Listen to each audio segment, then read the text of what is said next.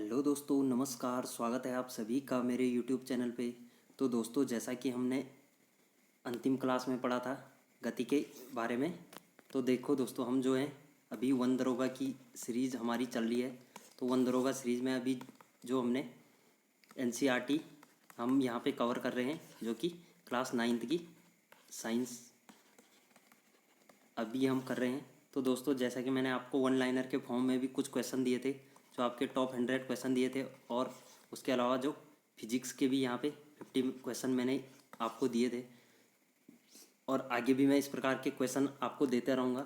ठीक है दोस्तों, तो चलते हैं आज के टॉपिक पे देर न करते हुए। ठीक है, तो बल तथा गति के नियम आज हम पढ़ने वाले हैं। उससे पहले एक इम्पॉर्टेंट न्यूज़ देने वाला हूँ। अगर आप वीडियो, बीपीडीओ और कनिष्ठ सहायक के लिए प्रिपेयर कर रहे हैं, तो उसके लिए भी हमारे चैनल पे वीडियोज़ हमेशा अपलोड हो रही है, तो आप जाके उन वीडियोज़ को प्लेलिस्ट से देख सकते हैं।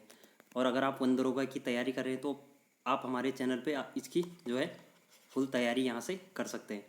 तो देखिए दोस्तों, आज हम पढ़ने वाले हैं बल तथा गति के नियम। तो देखते हैं एक नज़र में इसको हम यहाँ पे क्या क्या पढ़ेंगे।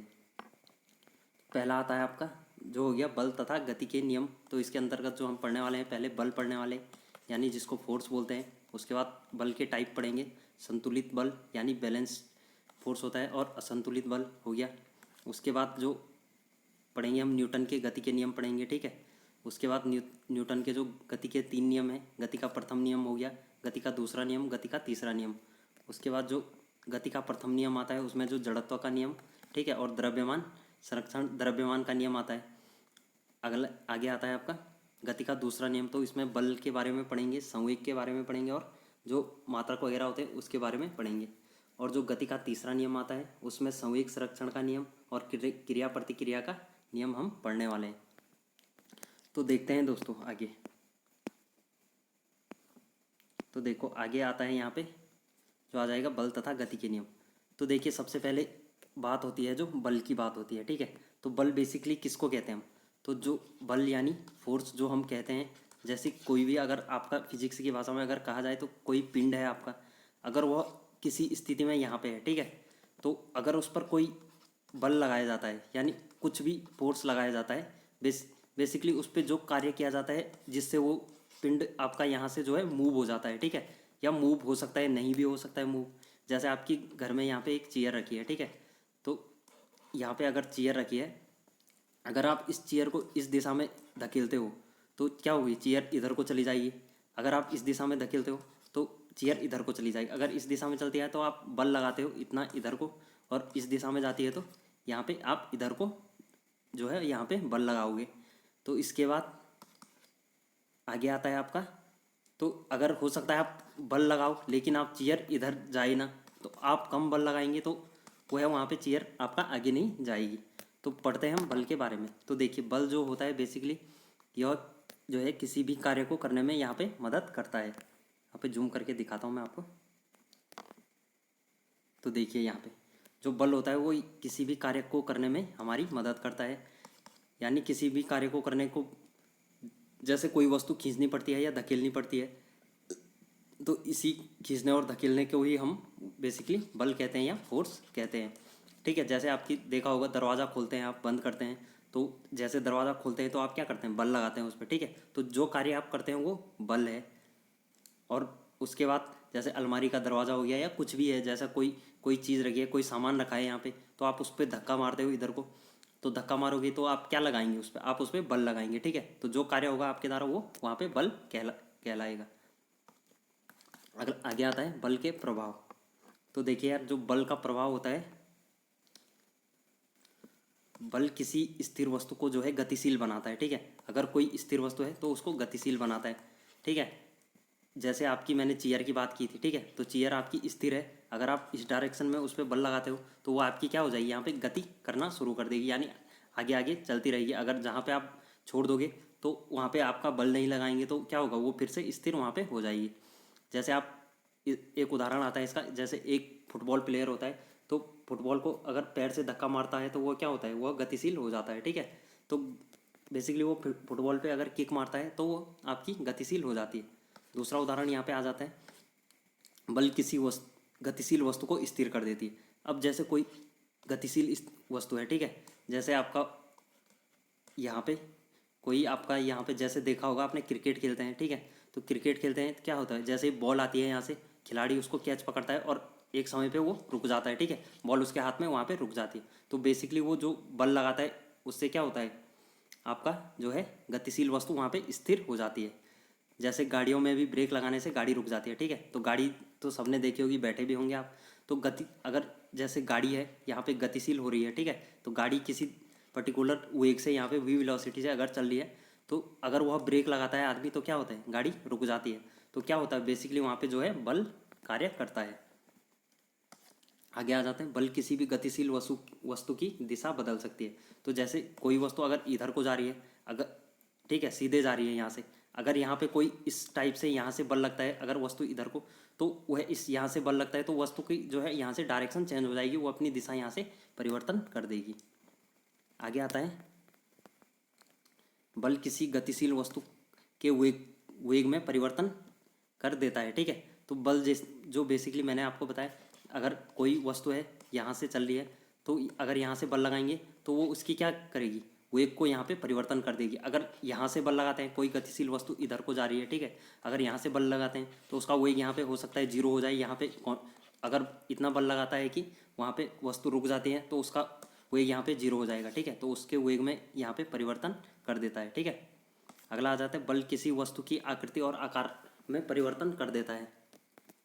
तो जैसे कोई वस्तु आप मान लो, जैसे आपके हाथ में एक संतरा होगा, ठीक है। तो संतरे को कभी हाथ से जोर से दबाना, तो वो क्या होगा, अगर जोर से दबाएंगे आप तो उस पर बल लगाएंगे तो बल कार्य करेगा, तो वो कुछ इस टाइप, संतरा जैसे पहले गोल था आपका, ठीक है।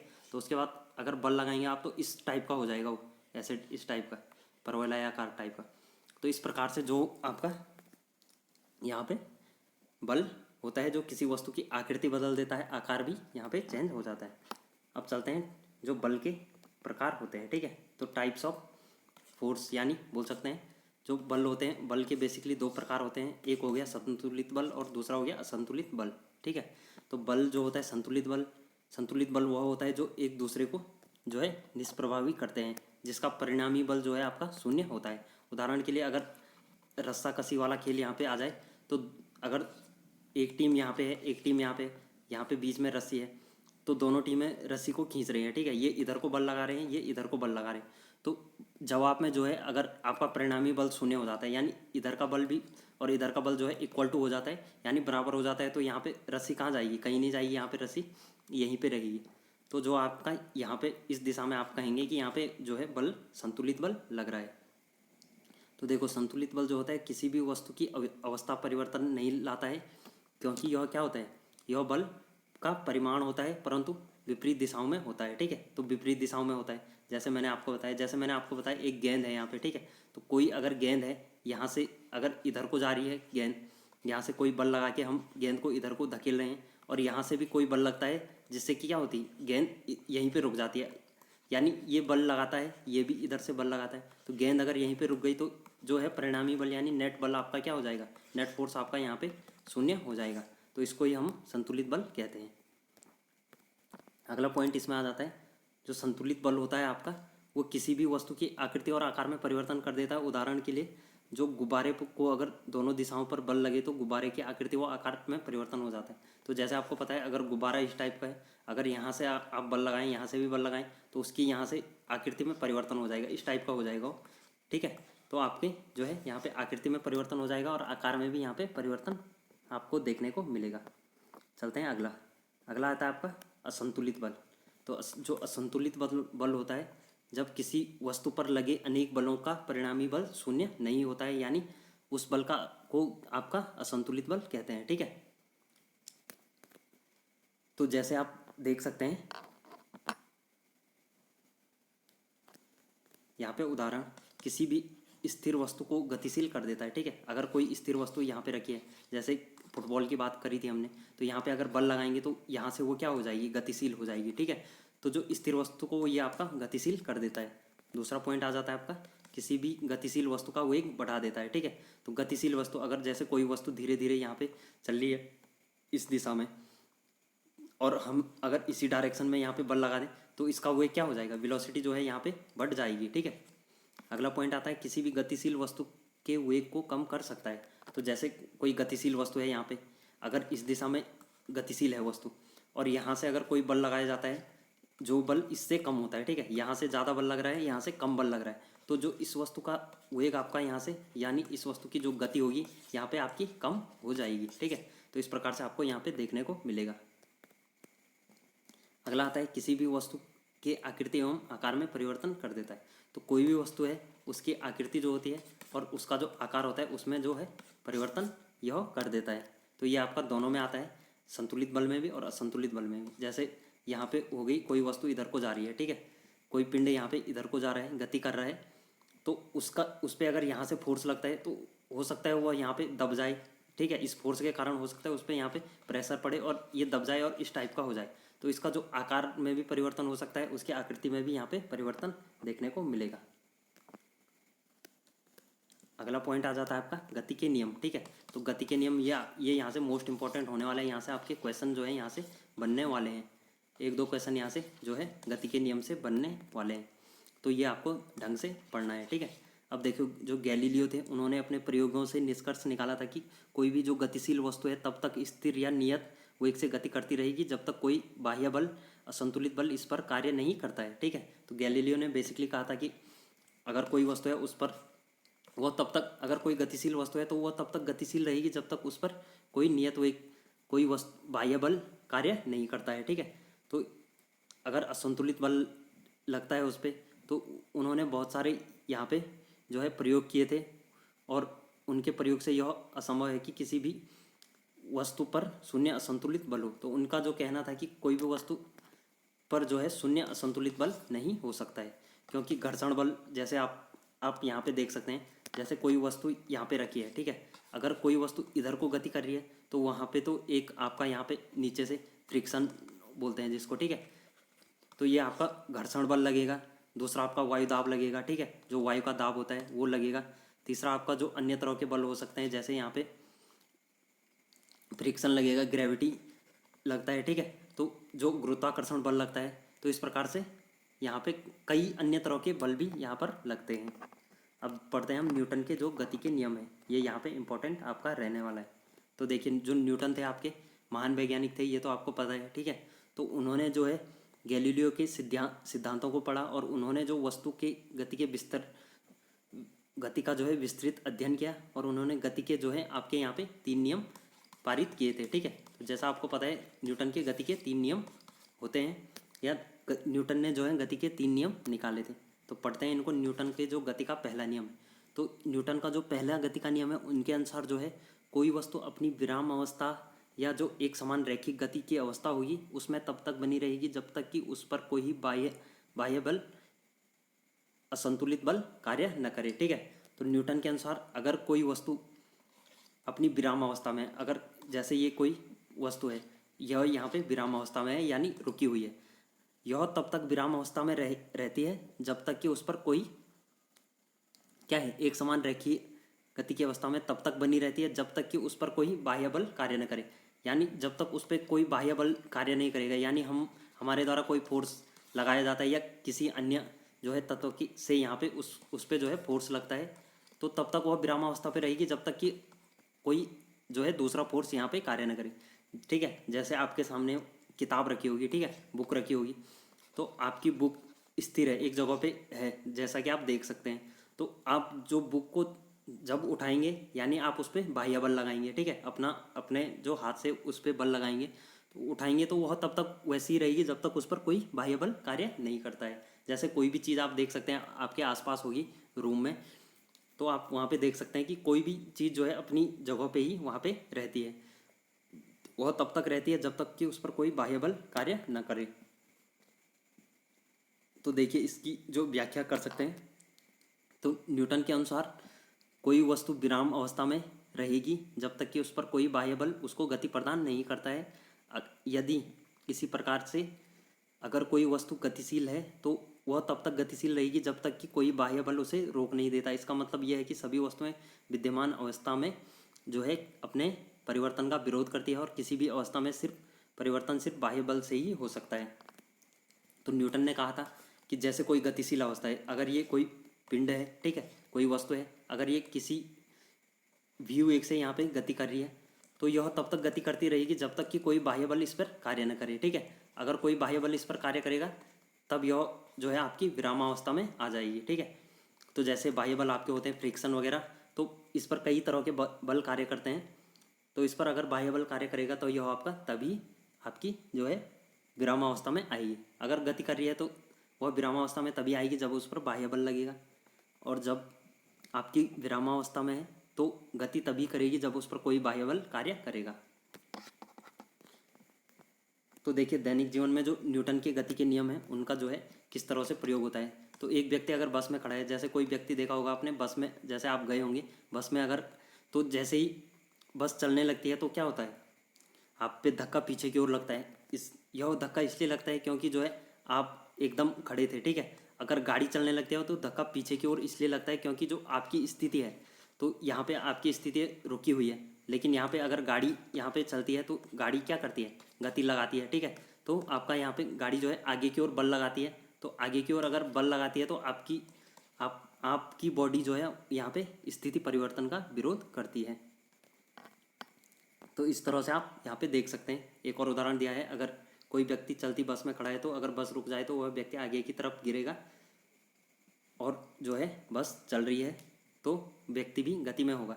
तो जैसे कोई व्यक्ति है बस में, गाड़ी में है, ठीक है, जैसे आपकी कोई व्यक्ति यहाँ पे खड़ा है, ठीक है, तो अगर ये व्यक्ति बस में है या गाड़ी में चल रहा है, तो अगर ब्रेक लगता है गाड़ी का, तो गाड़ी का अगर ब्रेक लगता है तो उस पर जो है धक्का लगता है। ठीक है, तो धक्का आगे की ओर लगता है, इसलिए लगता है क्योंकि जो उसकी बॉडी है वो तो आपकी गतिशील है। अगर बाह्य बल आपका जो है ब्रेक कार्य करता है वहाँ पे, तो अगर ब्रेक लगता है वो आगे की ओर झुकता है, इसलिए झुकता है क्योंकि ये बॉडी आपकी गतिशील है, और इस पर बाह्य बल कार्य करेगा तो ये क्या करेगा, ये आपकी बॉडी पर जो है यहाँ पे रुकने का विरोध करेगी। यानी जो कोई भी वस्तु है वो अपने स्थिति का वहाँ पे विरोध करती है। यही जो है न्यूटन के गति का पहला नियम है। चलते हैं नेक्स्ट, अगला आता है। तो इस तरह से यहाँ पे काफ़ी उदाहरण दिए गए हैं। तो अगला आता है द्रव्यमान तथा जड़त्व। ठीक है, तो जड़त्व भी यहाँ से काफ़ी इंपॉर्टेंट बनने वाला है। जड़त्व किसी वस्तु का वह गुण है जिसके कारण वह अपनी विराम अवस्था या अपनी अवस्था परिवर्तन का विरोध करती है। तो बेसिकली जड़त्व उसको कहते हैं जैसे कोई वस्तु अपनी अवस्था परिवर्तन का विरोध करती है। आपको बस ये याद रखना है, अवस्था परिवर्तन का विरोध। ठीक है, तो जो वस्तु अपनी अवस्था परिवर्तन का विरोध करती है उसको बेसिकली यहाँ पे जड़त्व कहा जाता है। तो यदि किसी वस्तु का द्रव्यमान जो है अधिक है और उसका जड़त्व भी अधिक होता है, ठीक है, अर्थात जो हल्की वस्तुओं की अपेक्षा जो है भारी वस्तुओं का अधिक जड़त्व होता है, तो जो आपकी जितनी भारी वस्तु होगी उस पर जो है उतना अधिक जड़त्व बल कार्य करेगा, और जितनी हल्की वस्तु होगी उतना कम जड़त्व बल यहाँ पे कार्य करने वाला है। दूसरे शब्दों में हम कह सकते हैं कि किसी भी वस्तु की जो प्राकृतिक प्रवृत्ति होती है वह अपनी विराम अवस्था या एक रैखिक गति की अवस्था में रहती है, तो वह तब तक कि किसी वस्तु पर बाह्य असंतुलित बल कार्य न करे जड़त्व कहलाती है। ठीक है, तो जो भी है आपका कुल मिला के बात यह है कि जड़त्व वह है जैसे कोई वस्तु विराम अवस्था में है तो वह विराम अवस्था में ही रहेगी, यानी वह उसमें जो है जड़त्व का गुण वहाँ पे होता है। और अगर कोई वस्तु गतिशील है तो वह गतिशील ही रहना चाहती है क्योंकि वहाँ पे जड़त्व कार्य कर रहा है। ठीक है, तो अपनी जो किसी भी पिंड की या किसी भी वस्तु की वह अवस्था जिसमें वह अपनी अवस्था परिवर्तन का विरोध करता है, ठीक है, तो वो आपका बेसिकली जड़त्व कहलाता है। आगे आता है संवेग। तो संवेग भी इंपॉर्टेंट है, ये पूरा ही चैप्टर आपका जो है मोस्ट इंपॉर्टेंट है, यहाँ से आपके क्वेश्चन बन सकते हैं। तो देखिए संवेग जो होता है किसी वस्तु में समाहित गति की कुल मात्रा को संवेग कहते हैं। तो कोई भी वस्तु है आपकी उसमें जो जितनी भी गति होती है उसको जो है बेसिकली संवेग कहा जाता है। तो इसको पढ़ते हैं। देखिए गणितीय रूप में किसी वस्तु का संवेग उसके द्रव्यमान और वेग का गुणनफल कहलाता है। ठीक है, तो जो आपका मास हो गया और द्रव्यमान और वेग यानी वेलोसिटी का जो है प्रोडक्ट हो गया। ठीक है, तो द्रव्यमान और वेग का गुणनफल आपका बेसिकली संवेग कहलाएगा। तो संवेग को जो है पी से डिनोट करते हैं, और एम हो गया आपका मास, वी हो गया वेलोसिटी। तो आपको ये फॉर्मूला यहाँ पे याद रखना है, काफ़ी इंपॉर्टेंट यहाँ पे बन सकता है। अगला आता है एम जो वस्तु का द्रव्यमान है और वी वस्तु का वेग यहाँ पे है। उदाहरण के लिए देखिए किसी भी पत्थर कंकड़ या किसी भी वस्तु अन्य वस्तु को फेंक कर मारने से व्यक्ति घायल हो जाता है क्योंकि वस्तु का संवेग ज़्यादा होता है। तो कोई पत्थर आप जैसे अपने किसी दुश्मन पे मारोगे तो क्या होगा, वो आपका वहाँ पे जो है घायल हो जाएगा। तो घायल होगा। घायल इसलिए होता है क्योंकि जो है वस्तु का संवेग यानी पत्थर का जो संवेग होता है वो ज़्यादा रहता है। एक छोटी सी बंदूक की गोली जो है किसी व्यक्ति की जान भी ले सकती है, क्योंकि बंदूक की गोली का संवेग जो है ज़्यादा रहता है, बहुत ज़्यादा रहता है बंदूक की गोली का संवेग। ठीक है, अगला आता है चलती हुई गाड़ी से टकराने से एक व्यक्ति को ज़्यादा चोट लग सकती है क्योंकि उस गाड़ी का संवेग ज़्यादा होता है। तो यहाँ पे आप देख सकते हैं संवेग को कुल यानी द्रव्यमान इंटू जो है यहाँ पे मास इंटू वेलोसिटी यानी द्रव्यमान और वेग का गुणनफल। ठीक है, तो यही आपका संवेग कहलाता है। तो इस प्रकार से यहाँ पे हमने संवेग को पढ़ा। चलते हैं नेक्स्ट, आगे आता आपका संवेग, द्रव्यमान और वेग। तो जैसा कि संवेग किसी वस्तु का द्रव्यमान और वेग का गुणनफल होता है, ये तो हमने पढ़ लिया है। इसका मतलब जो है संवेग द्रव्यमान और वेग के दोनों के समानुपात होता है, जो कि अगर द्रव्यमान बढ़ेगा तो संवेग में भी वृद्धि होगी और अगर वेग में वृद्धि होगी तो आपका संवेग में वृद्धि होती है। ठीक है, तो जैसे कि मैंने बताया P = m × v। ठीक है, मास इंटू वेलोसिटी। जैसे यहाँ पे अगर द्रव्यमान 10 है और वेलोसिटी आपकी 10 है, ठीक है, तो आपका संवेग यहाँ पे जो है 100 हो जाएगा। अगर यहाँ पे द्रव्यमान बढ़ता है तो द्रव्यमान अगर 10 की जगह यहाँ पे 20 हो गया तो आपकी जो है यहाँ पे संवेग आपका यहाँ पे 200 हो जाएगा। ठीक है, तो यहाँ पे देख सकते हैं 100 यूनिट यहाँ पे संवेग है और यहाँ पे जो है 200 यूनिट यहाँ पे संवेग हो सकता है। उसके बाद अगला आता है, इससे पता चलता है कि अगर वस्तु हल्की वस्तु और भारी वस्तु दोनों अगर एक वेग से गति कर रहे हैं तो भारी वस्तु का संवेग ज़्यादा होता है, हल्की वस्तु का संवेग कम होता है। तो जैसे एक भारी वस्तु है, अगर मैं यहाँ से अगर कोई व्यक्ति यहाँ पे खड़ा है, अगर देखिए कोई व्यक्ति अगर यहाँ पे खड़ा है, अगर एक बॉल उस पर लगती है, जैसे क्रिकेट की बॉल अगर उस पर लगेगी और एक गाड़ी यहाँ से आके उस पर टकराती है, तो ज़्यादा चोट उस पर कब लगेगी? तो ज़्यादा नुकसान उसको तब होगा जब जो है आपकी गाड़ी उससे टकराएगी। तो गाड़ी टकराएगी, नुकसान इसलिए ज़्यादा इसलिए होगा क्योंकि जो है गाड़ी का संवेग ज़्यादा होता है, तो गाड़ी का मास ज़्यादा है, वेलोसिटी जो है उसकी सेम है। अगर वेग सेम है लेकिन क्या है उसकी जो है मास यहाँ पे गाड़ी का ज़्यादा है और जो क्रिकेट की बॉल है उसका यहाँ पे मास कम है। इसी प्रकार से आगे आ जाता है आपका हल्की वस्तु अगर हल्की वस्तु बहुत अधिक वेग से चलती है तो इसका संवेग अधिक होता है। इसी संवेग के कारण किसी वस्तु से टकराने से ज़्यादा चोट पहुंच सकती है, जैसे बंदूक की छोटी गोली इंसान की जान ले सकती है। तो जैसा कि आप देखते हैं हल्की वस्तु का अगर यहाँ पे संवेग ज़्यादा होगा तो जो है उस पर अगर अधिक वेग से चलती है, जो हल्की वस्तु होगी आपकी उसका वेग अगर आपका अधिक होगा तो जो है उसका संवेग भी जो है अधिक होता है। जैसे बंदूक की गोली का उदाहरण मैंने आपको बताया। अगला आता है, अक्सर सड़क पर बहुत से हादसे वाहनों के तेज वेग के कारण होते हैं, क्योंकि वेग अधिक हो तो संवेग अधिक होता है। तो ये वाला पॉइंट भी मैंने आपको समझा दिया है। चलते हैं नेक्स्ट। तो अगला पॉइंट आता है आपका, किसी वस्तु का संवेग जो है अगर वस्तु विराम अवस्था में है, तो अगर कोई वस्तु विराम अवस्था में है तो उसका संवेग क्या होगा? तो देखिए अगर कोई वस्तु विराम अवस्था में है यानी अगर विराम अवस्था में है तो उसका वेग क्या है? उसका वेग आपका यहाँ पे 0 है, लेकिन मास तो उसमें है, द्रव्यमान उसमें है। तो अगर P = mv होता है, ठीक है, m × v हो गया, ठीक है, मास इंटू वेलोसिटी। तो यहाँ पे जो आपका संवेग और मास जो है इक्वल हो जाएंगे। ठीक है, और जो है मास तो वही रहेगा यहाँ पे और जो वेलोसिटी आपकी 0, तो उस स्थिति में जो है उसका संवेग यहाँ पे 0 रहेगा। तो इस अगर क्वेश्चन आ जाता है कि 0 संवेग कब होता है, तो जब आपका वेग 0 होता है तो आपका संवेग भी 0 होता है। तो ये पॉइंट आपने बेसिकली यहाँ पे याद रखना है।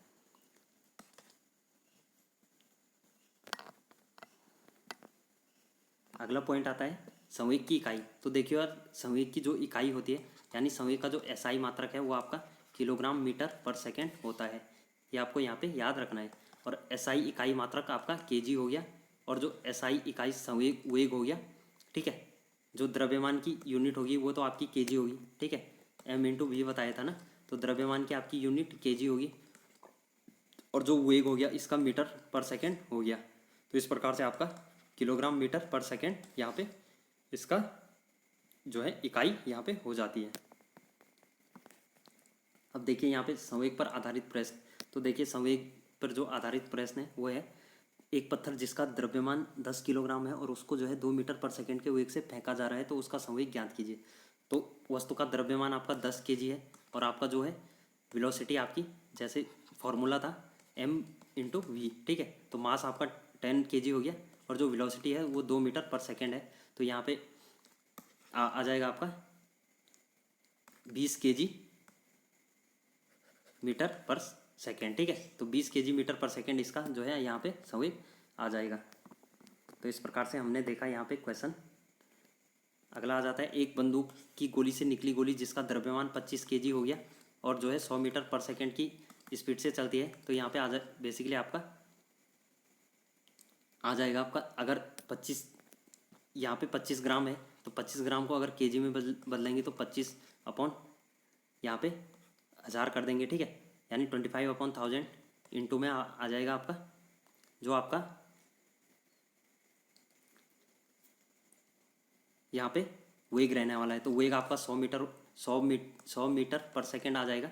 तो इसके बाद जो आपका आंसर आ जाएगा 0 से 0 कट जाएगा, यहाँ पे 2 0 से 2 0 कट जाएंगे और 10 का अगर भाग देंगे तो 2.5 kg मीटर पर सेकेंड यहाँ पे जो है इसका आंसर आ जाएगा। अगला न्यूमेरिकल आता है यहाँ से। इस प्रकार के न्यूमेरिकल आपसे क्वेश्चन में पूछ सकता है, तो ठीक है, इसलिए मैं यहाँ पे आपको करा रहा हूँ।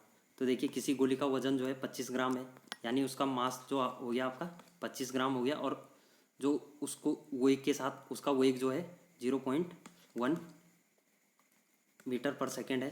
तो इसका संवेग क्या होगा? तो बेसिकली आपको ये मल्टीप्लाई करना 0.0025 kg मीटर पर सेकेंड यहाँ पे इसका जो है संवेग आ जाएगा।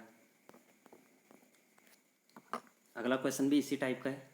देखिए यहाँ पे आ जाता है, किसी ठेले का जो द्रव्यमान है 4000 kg है और उसमें जो सामान का वजन है जो है 20000 kg है और अगर ठेला जो है 2 मीटर पर सेकेंड के वेग से चलता है तो इसका संवेग क्या होगा? तो बेसिकली आपका जो सामान हो गया आपका, ठीक है, तो एम टोटल जो द्रव्यमान होगा वो 40,000 तो एक हो गया प्लस 20,000 एक हो गया, तो ये आ गया आपका 60,000 आपका इसका जो है, नहीं यहाँ पे ये था, ठीक है, यहाँ पे आपका 4,000 एक था और जो है 20,000 एक था, ठीक है। तो 20,000 आ गया आपका 24,000 जो आप इसका मास आ गया, ठीक है। तो मास इंटू वेलोसिटी है, तो 24,000 अगर इसका मास है, वेलोसिटी इसकी दी गई है 2 मीटर पर सेकेंड, ठीक है।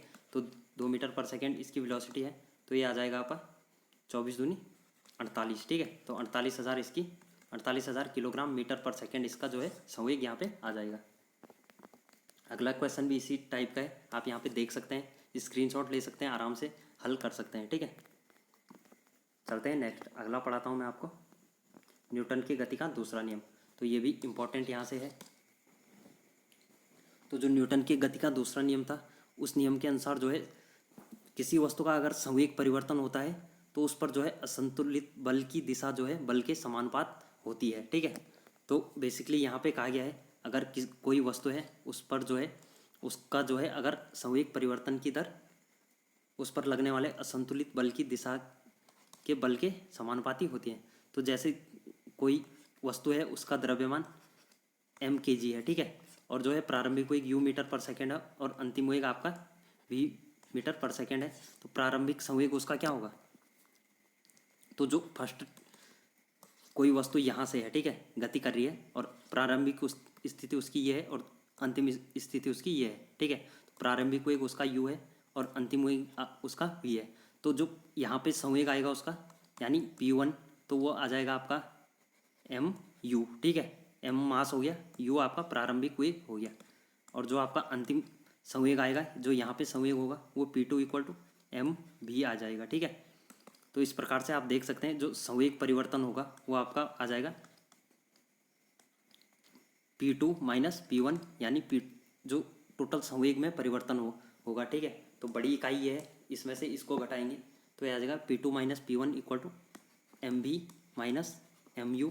यहाँ से आपका दोनों पक्षों से m कॉमन आ जाएगा, तो यहाँ से आ जाएगा आपका v माइनस u, ठीक है। तो इस प्रकार से यहाँ पे आपका समीकरण ये बनने वाला है। तो संवेग परिवर्तन की जो दर होती है उसका फॉर्मूला आपको यहाँ पे याद रखना है। तो जो संवेग परिवर्तन की दर होती है m v minus u upon T, ठीक है। तो टी यहाँ पे बेसिकली इसलिए आया है क्योंकि यहाँ पे अगर संवेग परिवर्तन कहते हैं केवल, तो संवेग परिवर्तन में तो आपका केवल ये आ जाएगा p equal to m v minus u, और अगर दर पूछी जाए तो दर का मतलब यह है समय से, ठीक है। तो सामयिक परिवर्तन की जो दर होगी वो आपका m v minus u upon t यहाँ पे आने वाला है, ठीक है। अब देखिए जो गति का दूसरा नियम है उसके अनुसार सामयिक परिवर्तन की दर को उस पर आरोपित बल के समानुपाती होती है। तो जो आपका सामयिक परिवर्तन की दर होती है वो जो है उस पर आरोपित बल के समानुपाती होती है। तो देखिए गति का जो पहला नियम है एफ इज प्रोपोर्शन टू, ठीक है, जो आपका फोर्स होगा वो प्रोपोर्शन होगा m v minus u upon t. तो यहाँ से हमें गति का ये जो पहला नियम है तो यहाँ से हमने बताया था कि जो सामयिक परिवर्तन की दर होती है वो उसका एम ए हो गया, ठीक है। एफ जो है प्रोपोर्शन हो गया m a, f equal to k स्थिरांक है यहाँ पे एम ए। तो यहाँ पर अगर के स्थिरांक का मात्रक अगर एक रखते हैं तो f equal to m a हो जाएगा, ठीक है। Force equal to mass plus त्वरण, ठीक है। उसके बाद इस प्रकार से वस्तु का द्रव्यमान और त्वरण का गुणनफल जो है उस पर लगे बल को निर्धारित करता है। तो इस प्रकार से जो है न्यूटन को 1 kg मीटर पर सेकेंड, तो बल का मात्रक बेसिकली आपका जो है न्यूटन है, ठीक है। तो जो महान वैज्ञानिक न्यूटन के नाम पर ही इसको न्यूटन कहा गया है। अब देखिए क्वेश्चन यहाँ से बन सकता है न्यूटन को परिभाषित कीजिए। तो न्यूटन जो है एक न्यूटन बल वह है जो 1 kg द्रव्यमान को किसी वस्तु में 1 मीटर पर सेकेंड स्क्वायर का त्वरण उत्पन्न कर देता है। बेसिकली आपको ये यहाँ पे याद रखना है।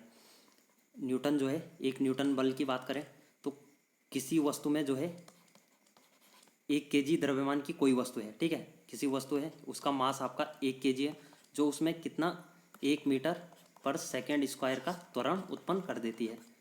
ये आपको यहाँ पे याद रखना है, यहाँ से इम्पोर्टेंट है।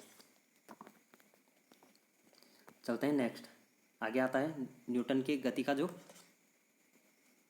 प्रथम नियम और दूसरे नियम से सिद्ध कीजिए, ठीक है। तो ये आपका यहाँ पे दे रखा है, इसको पढ़ने की ज़रूरत नहीं है, ठीक है। ज़रूरत तो वैसे है लेकिन यह है कि ऐसा क्वेश्चन आपको आएगा नहीं कि इसको प्रूव कीजिए, क्योंकि आपको जो है सिंपल क्वेश्चन आने हैं एमसीक्यूज के फॉर्म में, लेकिन आपको पढ़ना ज़रूरी है। तो देखिए अगर कोई वस्तु प्रारंभिक वेग वी से चल रही है, एफ इक्वल टू एम यहाँ पर आ जाएगा। ये फार्मूला मैंने आपको निकाल के दिखाया था। उसके बाद यहाँ पे अगर फोर्स 0 है तो उसके बाद यहाँ पे ऐसा आ जाएगा। उसके बाद m v minus u 0 into t यानी 0, तो v minus u equal to यहाँ पे 0 आ जाएगा। जैसा कि आप देख सकते हैं प्रारंभिक वेग और अंतिम वेग आपका बराबर हो जाएगा। तो ऐसी वह इस प्रकार की यहाँ पे अवस्था होती है। अगर कोई वस्तु विराम अवस्था में है तो विराम अवस्था में यानी u इक्वल टू 0 है तो वस्तु विराम अवस्था में ही रहेगी, ठीक है। तो इस प्रकार से यहाँ पे है। तो न्यूटन की गति का जो है तीसरा नियम, यानी किसी भी क्रिया के लिए ठीक उसी के बराबर लेकिन विपरीत दिशा में एक प्रतिक्रिया होती है। तो जो न्यूटन की गति का तीसरा नियम है उसको जो है क्रिया प्रतिक्रिया का नियम भी बोलते हैं। तो न्यूटन का जो तीसरा नियम है उसमें जैसे कोई वस्तु है, अगर आप जितना बल उस पर इधर की ओर लगा रहे हो तो उतना ही बल जो है वस्तु आप पर भी इधर की ओर लगाएगी, ठीक है। तो जो वस्तु होगी आपकी वो विपरीत दिशा में यहाँ पे आप पर बल लगाती है। तो इसलिए इसको क्रिया प्रतिक्रिया का नियम कहते हैं। अगर आप कोई क्रिया कर रहे हैं तो वो वहाँ पे प्रतिक्रिया देती है, यानी आप पे जो है विपरीत दिशा में बल लगाएगी, तो उसको क्रिया प्रतिक्रिया का नियम भी कहते हैं। यहाँ पे देख सकते हैं क्रिया प्रतिक्रिया बल परिमाण में बराबर लेकिन दिशा में एक दूसरे के विपरीत होते हैं, ठीक है। जैसा मैंने आपको बताया कि अगर आप इधर को बल लगा रहे हैं तो वस्तु आप पर इधर को बल लगाएगी, अगर आप इधर को लगा रहे हैं तो वस्तु आप पर इधर को बल लगाएगी। तो ये आपका क्रिया प्रतिक्रिया का नियम होता है। जैसे इस पर देख सकते हैं आप, सड़क पर चलना, ज़मीन पर व्यक्ति का चलना। तो सड़क पर अगर आप चल रहे हैं, ठीक है, तो आप चल रहे हैं तो आप जो है आगे की ओर बल लगा रहे हैं, लेकिन जो है आप बल आप पे पीछे की ओर भी लगता है, ठीक है। तो ये आपका बेसिकली आपको जो है महसूस नहीं होता है। महसूस इसलिए नहीं होता है क्योंकि आप हमेशा चल रहे हैं, ठीक है। तो बेसिकली यहाँ पे महसूस नहीं होता है। तो फिजिक्स में जो है बहुत सारे एक्सपेरिमेंट के वगैरह बात भी यह सिद्ध होता है। अगला आता है नाव खेना। तो जो नाव होती है, आप अगर नाव में चल रहे हैं, अगर आप बोट में कभी बैठे होंगे, ठीक है, जो कि आपकी पतवार वाली नाव होती है, वैसी नाव नहीं, पतवार वाली। तो अगर आप पानी को जो है पीछे की ओर धकेलते हैं तभी आप आगे की ओर जाते हो, ठीक है। तो आप क्रिया जो है पीछे की ओर लगा रहे हो और नाव जो है यहाँ पे आगे की ओर जा रही है, तो यहाँ पे भी क्रिया प्रतिक्रिया का बल होता है। नाव से उतरने पर नाव पीछे चली जाती है, ठीक है।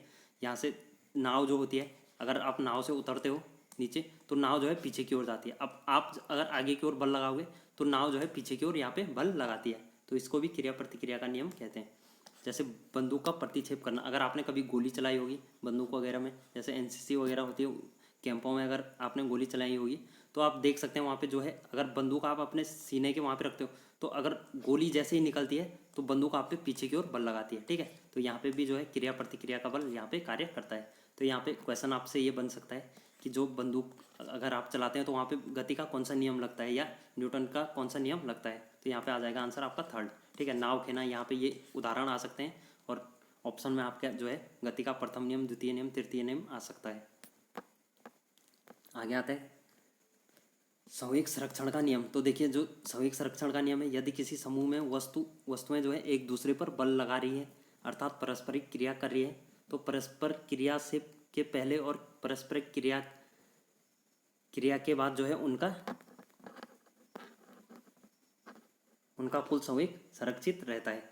यानी कहने की बात यह, अगर कोई वस्तु पर बल लगा रहे हैं तो उसका जो है क्रिया से पहले और क्रिया के बाद जो है वहाँ पे संवेग जो है आपका संरक्षित रहता है, उसी को संवेग संरक्षण का नियम कहते हैं। तो बेसिकली आपका जो यहाँ पे आ जाएगा क्रिया के बाद व क्रिया के पहले आपका जो है संवेग संरक्षित रहता है, इसको जो है संवेग संरक्षण का नियम कहते हैं।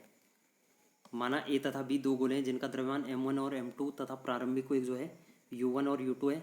एक छोटे से अंतराल समय में एक दूसरे से टकराने के पश्चात वेग क्रमशः v1 व v2 हो जाता है। तो यहाँ पे आप देख सकते हैं एक पिंड ए है, एक बी है, तो ये इधर को बल लगाता है, ये इधर को बल लगाता है। कुछ देर बाद देखते हैं ये टकराने के बाद जो है आपका दूसरी दिशा में चलने लगते हैं, ठीक है। तो ए तो इसी दिशा में चल रहा है लेकिन बी भी इसी दिशा में, तो जो इसका संवेग होगा वो इसका m1 v1 हो जाएगा और इसका जो है m2 v2 हो जाएगा दूसरे वाले का, ठीक है।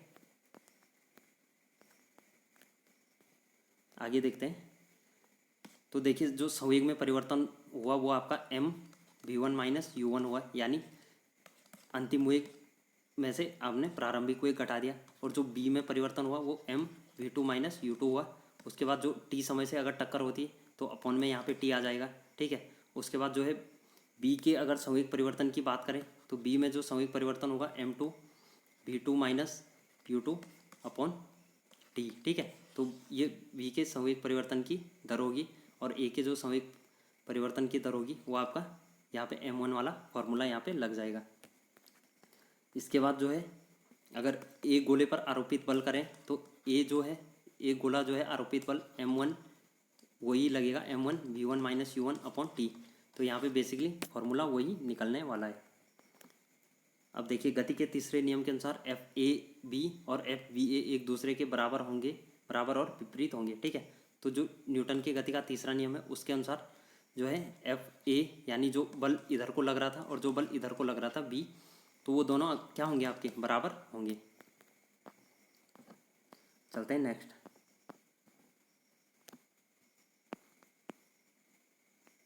यहाँ पे देख सकते हैं आप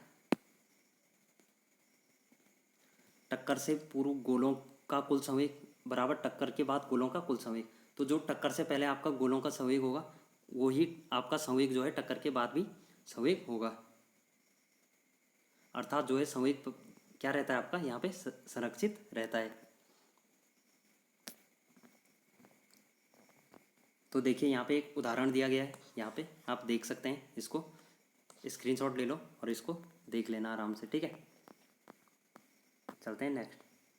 अगला देखो एक उदाहरण यहाँ पे और दिया गया है जो जिसको कि आप यहाँ पे देख सकते हैं, आराम से स्क्रीनशॉट ले सकते हैं इसका। तो देखिए उसके बाद क्वेश्चन आ जाते हैं। यहाँ पे हमारा ये चैप्टर कंप्लीट होता है, ठीक है दोस्तों। तो उम्मीद है दोस्तों आपको यहाँ से आपको जो है फोर्स यानी आपका यहाँ पे बल जो है यहाँ पे कंप्लीट हुआ होगा। बल से जितनी भी आपके क्वेश्चन आपके माइंड में चल रहे हैं आप देख सकते हैं आराम से, ठीक है। सेशन को दोबारा देखिए, तिबारा देखिए, लेकिन आपको जो है बल से यहाँ से आपके सारे कॉन्सेप्ट क्लियर हो जाएंगे और जो बल के नियम है यहाँ से आपके ये सारे कॉन्सेप्ट क्लियर हो जाएंगे, क्योंकि ये आपकी एनसीईआरटी के जो इंपॉर्टेंट फैक्ट हैं वही मैं आपको लिए यहाँ पे लेके आ रहा हूँ, ठीक है। पूरी बुक लेके इसलिए नहीं आ रहा हूँ क्योंकि पूरी बुक पढ़ने में यार, ठीक है, बहुत सारा आपका जो है टाइम वेस्ट हो जाएगा। तो हमको पूरी बुक नहीं पढ़नी है, हमको जो है इंपॉर्टेंट फैक्ट हैं वही पढ़ने हैं। तो इस प्रकार से आप यहाँ पे देख सकते हैं। देखिए क्या बल कभी ऋणात्मक हो सकता है और कब। तो बल कब ऋणात्मक हो सकता है ये और कब होगा ये भी बताया है। किसी भी वस्तु में उसकी अवस्था परिवर्तन का विरोध करने की प्रवृत्ति क्या कहलाती है। तो किसी अवस्था परिवर्तन का विरोध करने की यह जड़त्व कहलाती। जड़त्व की माप किसी वस्तु के किससे होती है, तो ये आपका यहाँ पे लिखना है। अधिक द्रव्यमान वाली वस्तु का भी अधिक होता है, तो अधिक जो द्रव्यमान वाली वस्तु है उसका क्या अधिक होता है, यहाँ पे लिखना है आपको। संवेग होता है, वेग होता है, जो भी अधिक होता है यहाँ पे भरना है। अगला आ जाता है बल त्वरण। बल अपॉन त्वरण को द्रव्यमान भी कहते हैं, जो किसके बराबर होता है, यहाँ पे आपको लिखना है। ठीक है, तो इस प्रकार से यहाँ पे आपके क्वेश्चन ये बनने वाले हैं। इन क्वेश्चनों को भी देख लो, आगे भी दिखा रहा हूँ मैं आपको। ठीक है, इन सारे क्वेश्चनों को सॉल्व कर देना। वस्तु में जो है गति के मान को क्या कहते हैं, उसके बाद संवेग की इकाई क्या है। अगला आ जाएगा 1 न्यूटन बल को परिभाषित कीजिए, ये भी मैंने आपको बता दिया था बहुत अच्छे तरीके से। अगला आ जाता है कोई भी बिना बॉल रोके क्यों अपने आप रुक जाती है, उसे फर्श पर लुढ़काते हैं। ठीक है, तो फर्श पर लुढ़काएंगे आप कोई भी बॉल, तो वह बिना रुकाई इसलिए रुकती है क्योंकि उस पर बहुत तरह के बल कार्य करते हैं, जैसे फ्रिक्शन बल हो गया, आपका घर्षण बल जो होता है यहाँ पे, और आपका जो है ग्रेविटी फोर्स होता है। ठीक है, गुरुत्वाकर्षण बल, तो उस पर जो है विभिन्न प्रकार के बाह्य बल यहाँ पे कार्य करते हैं। अगला आ जाता है किसी भी ट्रक को अचानक रोकना मुश्किल होता है, जबकि किसी मोटरसाइकिल को रोकना आसान होता है। क्यों? क्योंकि यहाँ पे इसलिए ये आसान होता है, ट्रक को रोकना जो है मुश्किल इसलिए होता है क्योंकि उसका जो है आपका मास ये है अधिक रहता है, और मोटरसाइकिल का जो मास होगा वो आपका यहाँ पे कम रहता है। अगला आ जाएगा हमें आगे की तरफ झटका क्यों लगता है जब कोई बस जिसमें हम खड़े हैं या बैठे हैं अचानक रुक जाती है। तो आपको ये भी मैंने आपको समझा रखा है। किसी भी बस के अचानक शुरू होने से हमें पीछे की तरफ झटका क्यों लगता है। ठीक है, अगर कोई बस आगे की ओर चलती है तो हमें झटका पीछे की ओर क्यों लगता है, ये भी मैंने आपको बता रखा है। जब किसी कोई कार दाएं या बाएं मुड़ती है तो हमारा शरीर विपरीत दिशा में झुक जाता है। क्यों? ठीक है, तो हमारा शरीर जो है, अगर कोई कार है, जैसे यहाँ पे मोड़ है, ठीक है, तो अगर कार यहाँ से चल रही थी सीधी, ठीक है, तो सीधी चल रही थी यहाँ से मोड़ है, तो यहाँ से इस प्रकार से यहाँ पे मोड़ से घूमेगी, तो जो हमारा शरीर है वो इस दिशा में गतिशील है, इस दिशा में हमारा शरीर गतिशील है। तो गतिशील इस दिशा में है, तो अगर कार अचानक से इधर को मुड़ जाएगी तो जो है हमारा शरीर यहाँ पे बाहर की ओर जो है धक्का देता है। अगला आता है, यहाँ से क्वेश्चन आप देख सकते हैं। ठीक है, तो स्क्रीनशॉट ले लो और क्वेश्चन आप सॉल्व करते रहिए। ठीक है, न्यूटन के गति के प्रथम नियम के 3 अनुप्रयोग लिखिए, ये भी मैंने आपको बताए थे। घर्षण किस में मापा जाता है ये भी लिखना है। ठीक है, संतुलित बल के उदाहरण देने हैं आपको। अपने आसपास के दैनिक जीवन से न्यूटन के तीसरे नियम का उदाहरण बताइए। तो ये आप देख सकते हैं, क्रिया प्रतिक्रिया के नियम पे आप जो है दैनिक जीवन में बेसिकली क्या क्या कार्य कर सकते हैं। संवेग संरक्षण के नियम को सिद्ध कीजिए, ये भी मैंने आपको बताया था। संवेग संरक्षण जो है टक्कर से पहले और टक्कर से बाद का जो है संवेग यहाँ पे संरक्षित रहता है, जब तक कि कोई बाह्य बल कार्य यहाँ पर न करे। अगला आता है न्यूटन के गति के प्रथम नियम से दूसरे नियम की व्युत्पत्ति कीजिए, ये भी बताया था। अगला आ गया, एक कार जो है इसका इतना है, तो इस प्रकार से यहाँ पे देख सकते हैं आप।